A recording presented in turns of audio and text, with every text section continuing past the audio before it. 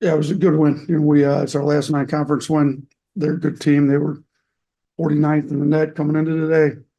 So hopefully they can play well in their conference and get their net up in the top 50. If they can end up in the top 50, it ends up being a quad one win. So which we need more of. I mean, we played a really tough schedule. We just haven't got enough wins. So this was good. We made a big point of emphasis on our defensive side. We went to switching all the ball screens. I thought it gave us a little bit of problems, with some post ups and our bigs losing some shooters. But all in all, I thought it was pretty good. I thought it kept them out of a lot of what they do well. They did end up hitting 10 threes. We didn't want them. They shot 35, which is way too many, and we dodged some bullets on them, missing some open ones. But thought our energy was good. Our rebounding, we almost doubled them up, 46-24. We made a big point of emphasis on the free throws and rebounding. We made 17 free throws and we shot 6, and we dominated them on the glass pretty well. So some things we've been stressing, we did well.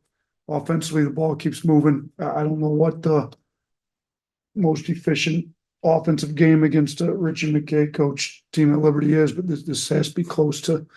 We had us at over a 1-5. I mean, this is a really good defensive team too. So, the ball's been moving. Guys are making shots. Charlie, we all know he can shoot. He's been shooting it well in practice. It's good for him to see if you go in and really have a big game, lead us in scoring with 19. Aaron ends up with our first double-double on the year and almost that triple-double when he's on it. Shoot, we might be able to go find a couple more assists. I know we usually find a few that they miss the official box score. So 13, 10, and 8, maybe we can get that thing to 13, 10, and 10 if you go look at it. But I thought it was a great game by both these guys. Great game by everybody, to be honest with you. So good win going into the new year. Good win going into SEC play. Sorry, in the back for Joe. Coach, you touched on it in your opening statement about the schedule earlier, but I just want to get your assessment on how ready you think the team is. 13 games in the season, non-conference behind you. How ready you think the team is for SEC play? You know what? We've got some work to do yet. Defensively, we're not where we need to be yet. Still had way too many mistakes today. Offensively, we're there. Obviously it helps when we make shots, but we got to continue to work on the defensive side. I told the guys we got a week to prepare for Vanderbilt. Stackhouse, one of the better coaches in the league, is going to have a lot of stuff drawn up. Our mistakes on defense are going to get exposed by him. So we've got to have a really good week of practice going into that game. I'm gonna let you, sorry. Latrell 5-7 on 3-pointers. You counted for 1/3 of the 3-pointers. Just talk about your performance and what that means for you going forward. I just believe that coach believes in me, gives me confidence. He never tells me to pass up an open 3, and I've been getting yelled at in practice for passing up open 3s a lot. So just coming in confidently, being able to shoot a 3, and then not passing up any open opportunities. And I mean, it felt good today. So I'm just gonna keep building on that. Well, Coach, over the years, your team's kind of had some mixed results in this building, in this game. What's it mean to come in here today and dominate as the calendar flips to 2024? Yeah, it was big, and we played mid-major here in this event in Davidson. So 3 years ago, I think, 2 years ago. Didn't come out very well, lost. Before I got here, they played Liberty up in Huntsville, and Liberty played them pretty tough. So, we knew they're a good team. We also knew we needed to get quality win, but we're on a 3-game winning streak up here in this building. So they can keep having the NCAA tournament come down here. That'd be great. And try to play here as often as we can. Coach,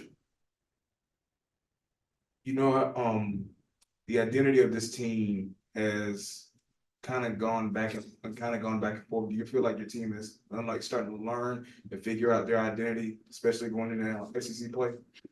I mean, right now our identity is an offensive team, and we've got to change that a little bit to be where we play both sides of the ball. We've got number 1 offense in the country, but we're not going to win if we don't get our defense significantly better. So we'd like our identity to be tough, blue collar, make hard-nosed plays, out tough teams. When you know, we get down in the middle of the second half and it's a tight game, like we've got some more mental toughness to get some stops, and, you know, our offense continues to click and we're unselfish, but we haven't proven to ourselves to be that quite yet, but we've proven over the course of about 28 minutes in all these games against the best teams in the country that we are one of the best teams. We just haven't closed the last 10 to 12 minutes of the games very well. So it's going to be a huge point of emphasis is playing all 40, you know, so we were talking about it, the under 12 media timeout with about 11 to go. Like we need to come out and win this 4 minutes. We did. I thought we had some defensive mistakes during that 4 minutes, but we played hard enough to make up for them and won that 4 and kind of took it away. Now the next step is if it's a tight game there at under 12, what are we going to be able to do? Last one, Joe. Oh, Ron, do one. Go. Coach, how does it feel to get win number 100? It feels good. Obviously, you're in this business, you know, a lot of coaches don't get the opportunity to stay somewhere long enough to get to 100. So we've done well enough. They want to keep me around here long enough to get 100. Hopefully we can get 200, 300 and keep it moving. Yeah, you obviously have to get some really good players. We've got some really good ones. You know, it feels good though. I like it down here. You know, family likes it down here, so we'd like to be here a long time. So when you compare yourselves with some of the good coaches they've had here in the past, I mean, Wim had a lot of really good teams. You know, he was a great coach. C.M. Newton, who this classic's named after, great coach. So we had some good players. We were left with some really good players from the previous coach. We were able to recruit some pretty good ones in. We got some great players on the team right now. So I think before the press conference ends, we need to talk to Aaron about it. I mean, we had, look, guys, we had them 13, 10, and 9. You don't have too many triple doubles. I don't know when's the last time there was a triple double. Kyra had one, so that was my first year. He left after so it's been 4 years since they've had one. I think Aaron's gonna get one. He's a guy that's in there rebounding. He's one of the I think, what do we have, 96th percentile in guards.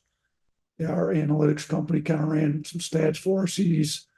Should after today's game, he might be in the 98th, 99th percentile as far as guards rebounding the ball, and he can really pass it. We've seen him passing it. So hopefully we can get him a triple double. If I do a better job, I'd draw up some plays where I can get him 1 or 2 more assists next time he's this close, and we'll get him there.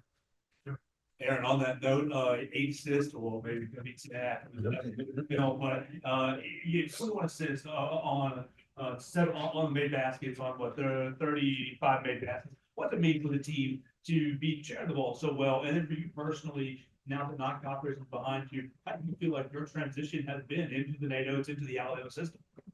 For me, well, now I'm gonna start off with our team. For our team, I think that's big for us. You know, we kind of emphasize that at practice a lot, share the ball, get the ball moving, and it's pretty easy for us too because, you know, we all like each other. So, I mean, that makes it easier to pass the ball to guys, and you know the guys want to pass it to you. For me, I think it's just a part of my game. I'm just a playmaker. It's definitely a different role from Hofstra. Like I'm starting to get the hang of like not having to shoot as much as I did, and it's kind of like just being natural to me, being able to pass to you know, Grant or Mark or Latrell when he's hitting. So the assist really is easy just because these guys are making shots too. So Last one. And what does it mean for when you have guys like Latrell and Aaron come into these games and just, you know, hit the shots that they and make the assists and play the way they did? I mean, it feels good. Like you like as a coach, you like to see your team move the ball, be unselfish, play for each other, play hard on defense for each other, move the ball on offense for each other. I mean, look, like Liberty plays very slow. There's not too many teams put 100 on them, I'm sure. I'm looking. Nobody had more than 10 field goal attempts. I mean, we had a couple of guys with 9 score 101 points with nobody shooting more than 10 shots. We've got great balance. You've got anybody, you know, obviously Sears leading this in scoring. He's one of the best players in the league. But these 2 guys are, to me, you know, combined with Ryland, Sears, like we could have the best backcourt in the league. That's what we need to have with the way we move the ball, share it. Multiple guys can go for 20. You know, who knows who I think what Ryland had 19 last came out. Charlie's got 19 today. Aaron and Mark both been over 20. Like anybody in our backcourt can go get 20, and then you add in guys like Grant. You got Joey almost had 7. If Jaron scored one more point, we'd have 7 guys in double figures tonight. So the balance is good. The ball movement's good. Nice coaching a team that wants to play with each other and play for each other.